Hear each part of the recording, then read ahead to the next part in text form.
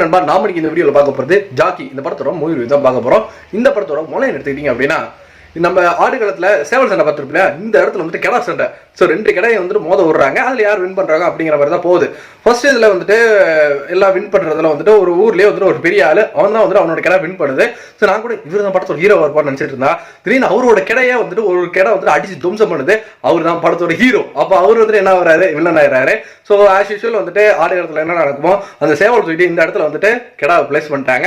So இவங்க 2 பேத்துக்குள்ள வரக்கூடிய rival. So at last வந்துட்டு எந்த கெடை ஜெயிச்சது, அதுக்கான ஒரு போராட்டங்கள் என்னென்ன அப்படிங்கிறத படத்தை வந்துட்டு அழகா கேப்சர் பண்ணிட்டாங்க. படத்துல வந்துட்டு நான் முன்னாடியே சொல்லியிருந்த மாதிரி தான். ஸோ ஆடுகளம் தான் சேவல் சண்டையை வந்துட்டு அழகா கேப்சர் பண்ணிட்டார் வெற்றிமாறன். ஸோ அதே அளவுக்கு இந்த இடத்துல கெடா சண்டையை வந்துட்டு ரொம்ப சூப்பரா வந்துட்டு பண்ணியிருந்தாங்க. ஸோ அது வந்துட்டு ஒரு சின்ன பட்ஜெட் படமா இருந்தாலும் அதை அழகா 2 மணி நேரம் வந்துட்டு ஹோல்ட் பண்ண முடிச்சதுக்கு முக்கியமா அவங்க எடுத்துக்கிட்ட கதைகளும் புதுசா இருந்தது, பார்க்கறதுக்கு செம்மையா இருந்தது, ரசிக்கும்படியா இருந்தது. பட் அதை தவிர்த்து இந்த ஹீரோ வில்லனுக்கான ரைவல்ங்கிறத வந்துட்டு ஆட்டத்துக்கு பின்னாடி வந்துட்டு பிளேஸ் பண்ணியிருந்தது ரொம்ப சுமாரா இருந்தது. மேபி அது இன்னும் கொஞ்சம் வந்துட்டு ஸ்ட்ராங் பண்ணிருக்கலாம் அப்படிங்கிற என்னோட எண்ணமா இருந்தது. கிளைமேக்ஸ் இன்னும் கொஞ்சம் பெட்டரா இருந்திருக்கலாம் அப்படிங்கிறது என்னோட எண்ணமா தான் இருந்தது. ஸோ நீங்க இந்த திரைப்படத்தை பார்த்தீங்கன்னா உங்களுக்கு எப்படி போச்சு நம்மளோட கமெண்ட் செக்ஷன்ல தெரிவிட்டுருங்க. தாராளமா ஒரு ஒன் டைம் வாட்ச் பண்ண மூவியா தான் இருந்தது. நன்றி, வணக்கம்.